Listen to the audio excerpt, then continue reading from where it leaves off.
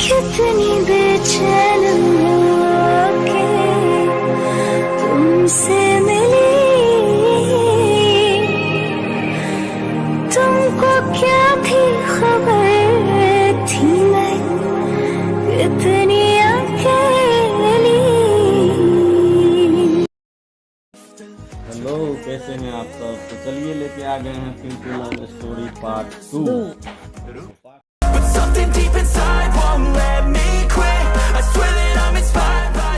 तो हुआ ये था कि हम दोनों के घर में मामला काफ़ी गंभीर हो चुका था जी। हर कोई जान गया था। हम पटना में थे, पढ़ाई कर रहे थे, तो वहाँ भी सब कोई जान गया। वो उससे कहीं ज़्यादा होता है।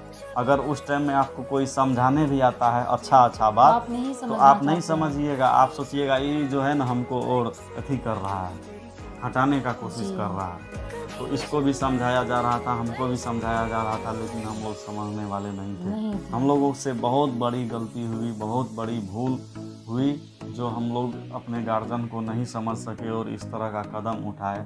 उसके लिए आज हम लोग हाथ जोड़ के माफ़ी मांगते हैं। जी। अब अपने पापा मम्मी से सबसे माफ़ी मांगते हैं। एक बहुत बड़ा सिचुएशन है जो हम आप लोग को बताना भूल गए।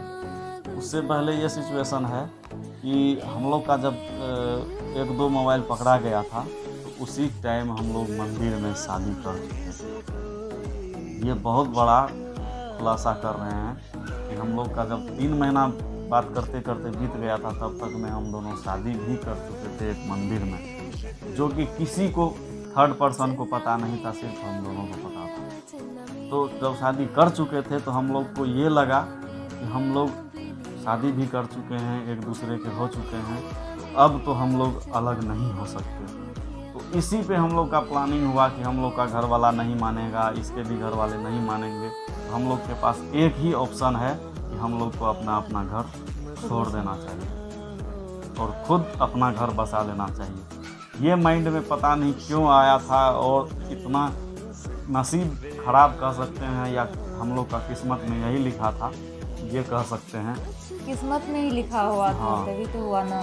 तो फिर हम लोग प्लानिंग किए और हम लोग अपने घर को छोड़ के अपना घर बसा लिए।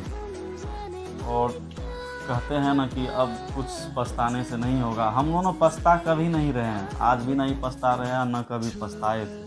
हमेशा खुश रह रहे हैं। हमारी ज़िंदगी जैसी ही है, गरीबी चल रही है या जो भी चल रहा है, लेकिन हम दोनों बहुत अच्छे ज़िंदगी बिता रहे हैं। लेकिन बात यहाँ ये आ जाती है कि हम लोग को ऐसा अपने गार्जियन को धोखा नहीं देना चाहिए था। हम लोग माफ़ी के काबिल नहीं हैं, लेकिन ऐसा कदम उठा दिए, ये बहुत बड़ी गलत है। ऐसा किसी को भी नहीं करना चाहिए। अपने माता पिता को दुख करके कभी आप खुश नहीं रह सकते हैं। अगर आप लोग कोई लव करते हैं तो अपने माता पिता को ज़रूर बताइएगा खुल के। अगर वो नहीं कर रहे हैं तो कोई बात नहीं, वो चीज़ छोड़ दीजिएगा, नहीं करिएगा। क्योंकि अगर हमारे ज़िंदगी में भी अभी दुख है, तो सिर्फ माता पिता को नाखुश करने का ही दुख है, और कोई दुख नहीं। हम लोग कभी प्रॉब्लम बहुत झेले हैं, लेकिन हम लोग एक दूसरे से जब से मिले,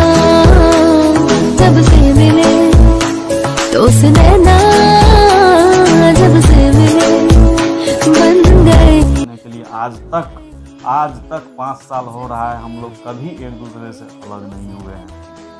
तो ये स्टोरी आगे हम बता रहे हैं कि हम लोग जब घर छोड़ दिए तो हम लोग को लगा कि हम लोग यहाँ से कहीं दूर चले जाते हैं। तो दूर जाने के लिए हम लोग को लगा कि हमारे आसपास के शहर में अगर कहीं जाते हैं तो वहाँ से हमें ढूंढ लिया जाएगा, हम लोग को अलग कर दिया जाएगा। और दूसरी सिचुएशन यहाँ ये थी कि हम लोग कोर्ट मैरिज नहीं कर सकते थे, क्योंकि मेरा एज केवल 17-18 के बीच का था और इसका 14-15 साल मान के चलिए, उतना के आसपास था। तो ये कभी पॉसिबल ही नहीं था। तो हम हमारे पापा ATM कार्ड हमें ही देते थे, उनकी सैलरी मेरे ही पास आती थी, क्योंकि हम पटना में थे। तो वहाँ हमको पैसा चाहिए था हर महीना 8-10 हज़ार। तो 8-10 हज़ार महीना ATM ही पापा हमको दे दिए थे कि जो ज़रूरत पड़ेगा निकालते रहना। उसमें जितना पैसा था हम सब निकाल लिए, लगभग 40-50 हज़ार रुपया था टोटल, निकाल लिए और इसको लेके हम चले गए नेपाल का राजधानी काठमांडू। तो हम लोग जैसे ही नेपाल घुसते हैं तो उस दिन होता क्या है कि नेपाल बंद था। पूरा बंद। नेपाल पूरी तरह से बंद था, वहाँ पे किसी तरह का हड़ताल चल रहा था। तो हम लोग को बहुत डर हो गया कि अब हम लोग कहाँ जाएंगे, ना गाड़ी चल रहा है ना कुछ चल रहा है, पूरा हंगामा आग लगा रहा है गाड़ी में घोड़ा में चलने वाले को। बहुत डर हो गया, लेकिन फिर भी बहुत मुश्किल से हम लोग कहीं पहुँचे, लगभग अंदर 50 किलोमीटर अंदर पहुँच गए। होटल था एक खुला हुआ था। वहाँ पहुँचे, वहाँ हम लोग नाश्ता उस्ता किए, काफ़ी ठंडी का मौसम था। जी। तो वहाँ से रात में आती है एक बस, जो कि वहाँ से राज बिराज जगह का नाम है नेपाल में, वहाँ पहुँचे थे। तो वहाँ से एक काठमांडू की बस आती है, तो हम लोग उस बस में बैठ जाते हैं और सीधा सुबह काठमांडू पहुँच जाते हैं। जी। तो वहाँ पहुँचने के बाद की क्या स्थिति है, ये हम आप लोग को पार्ट 3 में बताएंगे कि हमारी स्थिति क्या होगी। तो फिलहाल यहीं पे इस स्टोरी को एंड करते हैं और पार्ट 3 में देखिएगा कि वहाँ हम लोग कैसे रहे, कैसे हम लोग के साथ व्यवहार होता था, कैसे हम लोग कौन पैसा ख़त्म हुआ तो क्या किए, फिर कैसे कैसे हुआ और घर वापस कैसे आए, यहाँ तक की स्टोरी अगले एपिसोड में। अगर किसी को बुरा लगा हो हम तो दिल से हमें माफ़ी मांगते हैं, क्योंकि अब हम किसी माफ़ी के लायक नहीं हैं, लेकिन हमें माफ़ कर दीजिएगा। ये आप हम लोग इसलिए बता रहे हैं, आगे जो जनरेशन है अगर वो करना चाहते होंगे तो नहीं करेंगे, नहीं कीजिएगा, इसलिए बिल्कुल हम नहीं। बता रहे हैं, तो इसलिए हमें माफ़ कर दीजिएगा। अब हम जो कर चुके हैं हमें तो अब साथ ही रहना है, लेकिन इस तरह से नहीं होना चाहिए था।